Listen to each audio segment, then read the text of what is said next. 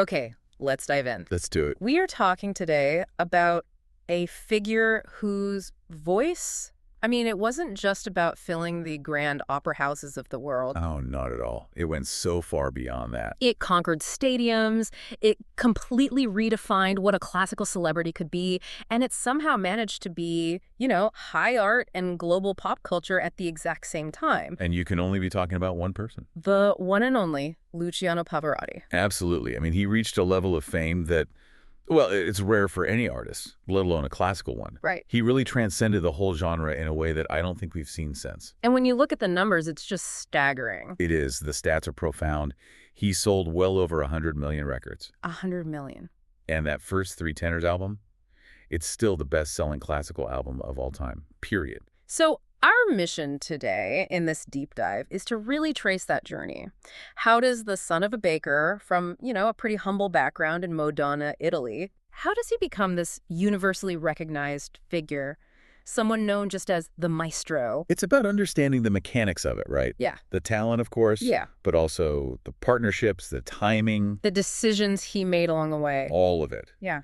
And that journey, it really has to start with the voice itself. Okay. When you think of Pavarotti, you think of that sound. It's huge, it's generous, it feels effortless, especially up in that top register. Which is where the nickname comes from. Exactly, the king of the high Cs.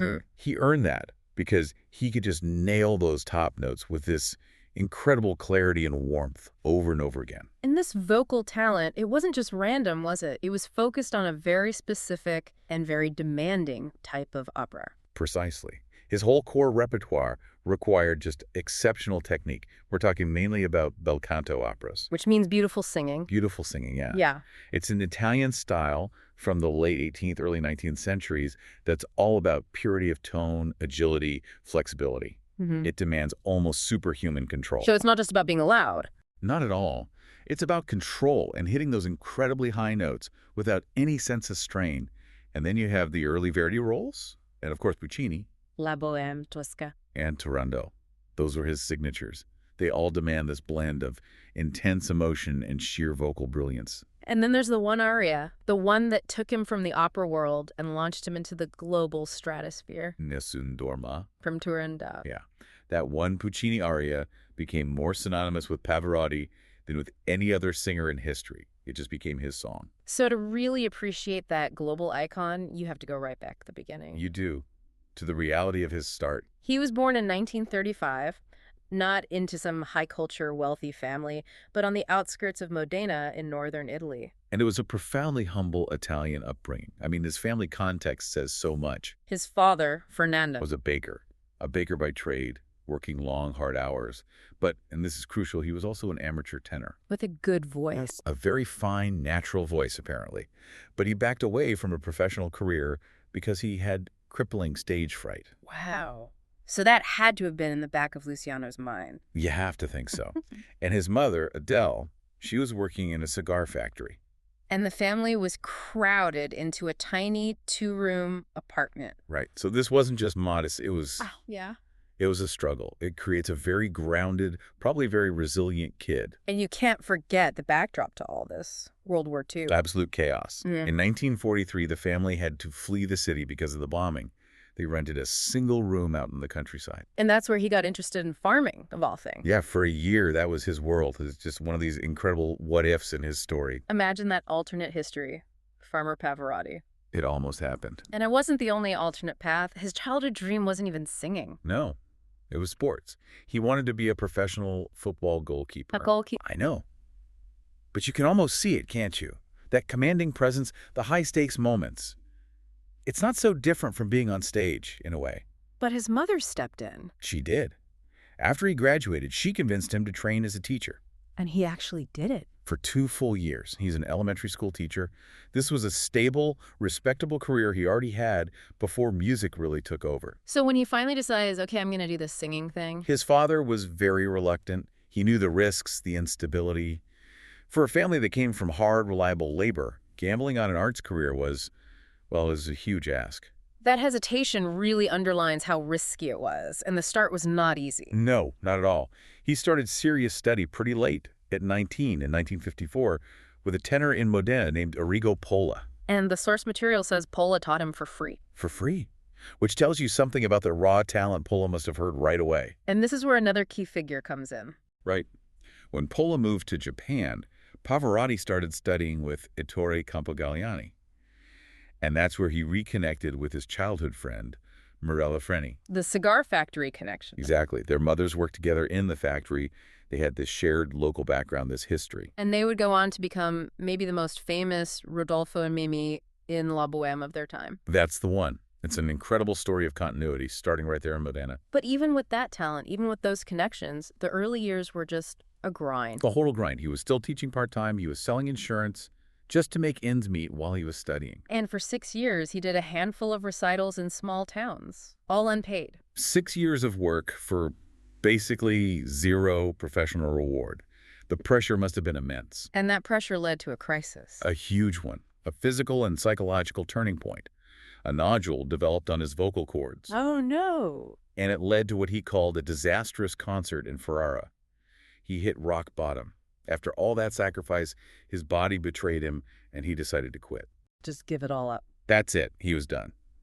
But here's this almost mystical part of his story that he told for the rest of his life. Okay.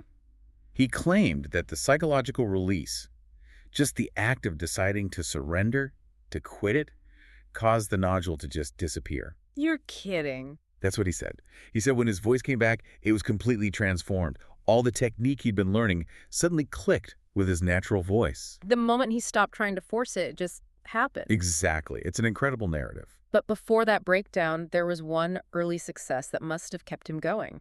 Yes. Back in 1955, he was in the Chorale Rossini male voice choir. With his father? With his father, which is so important. They went to Wales for the International Eisteddfod and won first prize. Wow. And Pavarotti later said that winning that competition with his dad was the single most important experience of his life. It was just enough validation to get him through the next few brutal years. And right as his career is about to take off, he builds some personal stability. He does. In 1961, the same year as his debut, he marries Ido Veroni. That marriage lasted nearly 40 years, and they had 3 daughters. So he had a home base right as his public life was about to explode. So the career officially begins, 1961. Rodolfo in La Boheme. In Reggio Emilia, yeah. It was the perfect role for his voice, a role that would be his calling card for his entire career. And from there, things moved fast. This wasn't just a regional talent. Not at all. International debuts came quickly. He's in Belgrade doing La Traviata, then the Vienna State Opera in '63. And also in '63, the big one, his debut at the Royal Opera House in London. Right, and he was stepping in for the famous tenor Giuseppe Di Stefano. As Rodolfo, of course. As Rodolfo. It's that classic story, the replacement gets his big break. But the truly game-changing relationship, the one that really set him up for a global career, was with the soprano Joan Sutherland. Absolutely. Joan Sutherland and her husband, the conductor Richard Boning. That connection started in 1963. And it started for a surprisingly practical reason. It did. She was planning a huge Australian tour for 1965, and she specifically needed a tenor who was taller than her. And Pavarotti fit the bill. He did.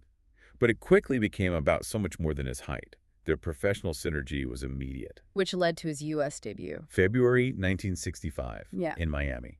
He was singing Lucia di Lammermoor with Sutherland. He was actually the understudy. And the main tenor got sick. Exactly. Sutherland recommended him without hesitation, and he stepped in and was a huge success. That must have opened every door. Straight to the top. Just a couple months later, April '65, he's making his debut at La Scala in Milan. In La Boheme with Mirella Freni. And conducted by the great Herbert von Karajan, who had specifically asked for him. But what's so fascinating about the Sutherland relationship is not just the opportunities, it was the training. It's a technical boot camp. Pavarotti himself credited her with teaching him the breathing technique that sustained his entire career. And he learned this on that grueling Australian tour. An astonishing 40 performances in just 2 months. That's where he really learned how to sing, night after night. And that technique is what allowed him to earn that famous nickname. The King of the High Seas. And it didn't come from La Boheme.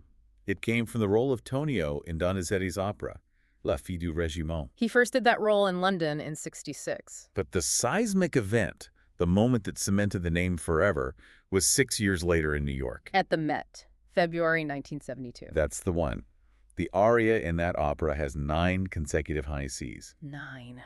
And Pavarotti didn't just hit them, He delivered them with this ringing, effortless power that just, it stunned the New York audience. And the reaction. Pandemonium. 17 curtain calls. 17. That was the breakthrough.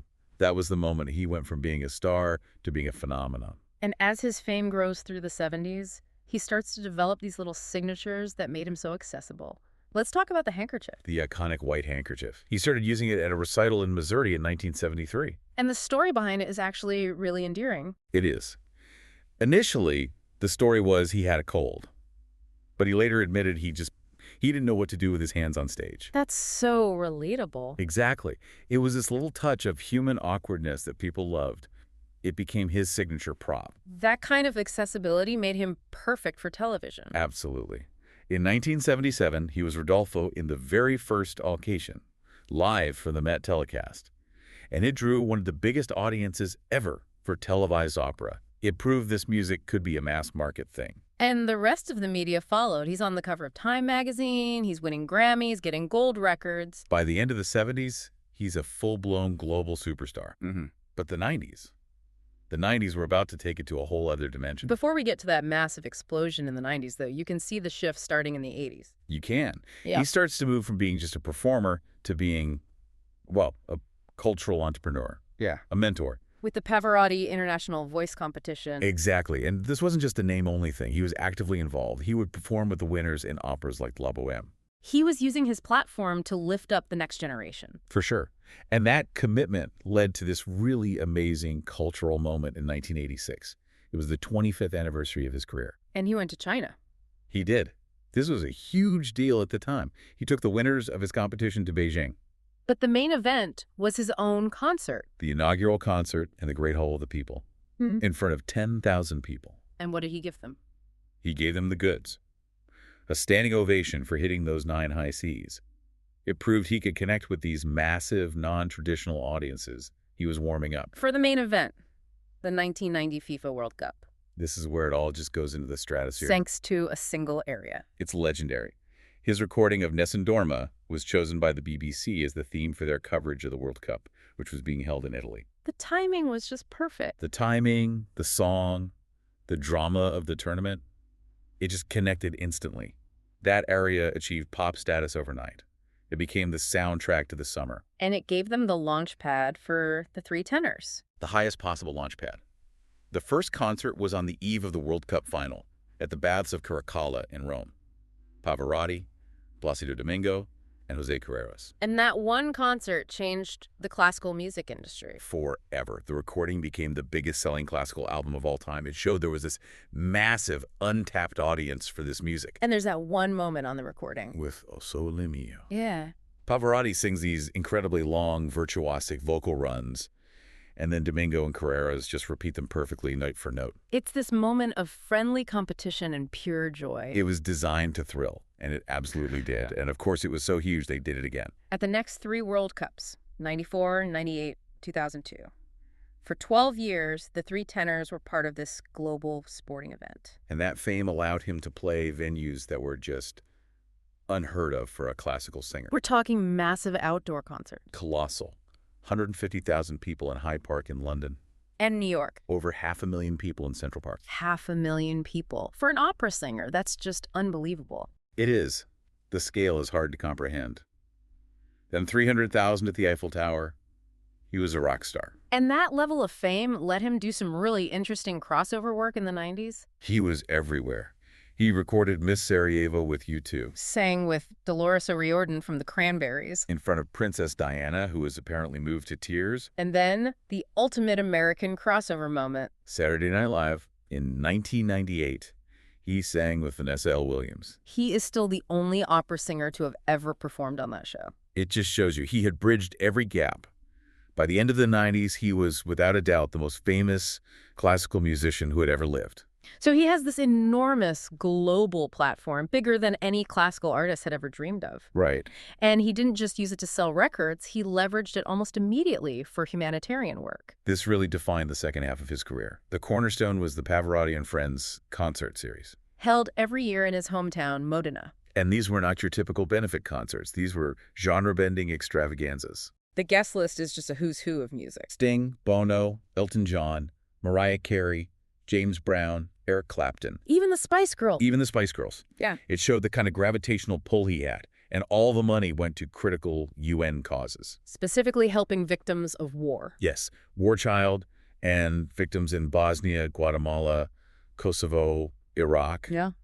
And his impact was very real, very tangible. Can you give us an example? After the Bosnian War, his funds helped establish the Pavarotti Music Center in Mostar, a place for artists to rebuild the culture there. And the city of Sarajevo made him an honorary citizen for his work. They did. His legacy there is permanent. And it went beyond the Balkans. Oh, yeah. He worked with his friend Princess Diana on eliminating landmines. He performed for victims of the earthquake in Armenia. He helped build a school for war orphans in Guatemala. And this work was recognized at the highest levels. The UN made him a Messenger of Peace in 1998. And in 2001, he got the Nansen Medal from the UN High Commission for Refugees. And the citation for that award is incredible. It is. It notes that he had raised more money for refugees than any other single individual in the world. That is a monumental achievement. A phenomenal record. But we have to talk about the other side of the story, the contrast. Right. For all this goodwill, he had this other, very negative reputation in the professional opera world. The king of cancellations. That's the one. And he earned it, unfortunately. He backed out of performances frequently, sometimes right at the last minute. Which created huge problems for the opera house. Massive problems. Yes. And really strained relationships. So what's the tension there? Is it the immense physical pressure of singing those roles, or is it something else? It's probably a bit of both. The demands of that repertoire are insane, especially as you get older. But for the opera companies, it felt like a lack of professional respect. And the most famous example of this came to a head in Chicago. 1989, the Lyric Opera of Chicago. They had a 15-year relationship with him, and they severed it. What led to such a drastic step? Over the previous 8 years, he had canceled 26 out of 41 scheduled appearances. Wow. That's more than half. Almost two-thirds, yeah. The final straw was him pulling out of a big season premiere, citing sciatic nerve pain. And the Lyric Opera had had enough. The general manager, Artis Kranick, she took the incredible step of banning him for life from their stage. For life. It sends a message through the entire opera world. So you have this incredible duality, the global humanitarian and the unreliable professional. It's a huge part of his story. And that tension also showed up in his finances. The tax dispute. The very public tax dispute with the Italian government. He claimed his official residence was in Monaco. The famous tax haven. A classic move. But the Italian court rejected it. And the reason they gave was kind of amazing. It was. The judge basically ruled that his apartment in Monaco was too small to be his real home. It couldn't fit his whole family, so his center of life was clearly still in Modena. So what was the outcome? He had to pay up. He settled for about $7.6 million in back taxes and penalties. But he was cleared of the criminal charges. That's a key distinction. He was acquitted of filing false tax returns. The court found he owed the money, but his intent wasn't criminal. And the criticism didn't stop there. It even extended to his actual musicianship. Yeah, after his former manager, Herbert Breslin, published a very critical memoir in 2004. The King and I. Breslin was harsh about his acting, and he made this very damaging claim that Pavarotti struggled to read music well. That's a huge allegation against one of the world's greatest singers. It is, and Pavarotti did address it. He denied that he couldn't read music, but he made an important admission. What was that? He admitted he didn't read full orchestral scores. Which is different. It's very different. A singer usually works from a simplified piano version. It suggests he relied heavily on his coaches, which isn't that unusual, but for his critics, it was a big deal. And this mix of incredible talent, but maybe some technical gaps, it showed up in his other media work, too. Absolutely. His big Hollywood movie, the romantic comedy. Yes, Giorgio. It was a flop. A huge critical and commercial failure. Funnily enough, it did get an Oscar nomination for Best Original Song. A weird little footnote in his career. But when he was filmed doing what he did, Best Singing Opera, it was always a massive success. He won 2 Emmy Awards for his PBS specials. The camera loved him in his natural habitat. Just not so much in a scripted comedy. So we come to the final chapter of his career, the long farewell. Yeah, he started his farewell tour in 2004. He was 69 years old, planning to hit 40 cities. And his last performance in a full opera was pretty early in that tour. It was. March 2004 at the Met in New York. He sang Cavaradossi and Tosca. And the ovation was? Just legendary. Went on and on. It was this huge emotional farewell to the art form that made him. His last actual full concert was in Taiwan in late 2005. But the last time the world saw him perform, that was a different story. A very different story. It was the 2006 Winter Olympics opening ceremony in Turin, Italy. A huge moment of national pride. It was magnificent. He sang Nessun Dorma, of course. He got the longest, loudest ovation of the night. It felt like this perfect, final, powerful statement. But it wasn't what it seemed. No. The truth came out 2 years later in a memoir by his director, Leone Maggiera. What was the revelation? The performance was pre-recorded. He had mimed the whole thing. Wow. And the It was reason? purely about his health. He was already very ill.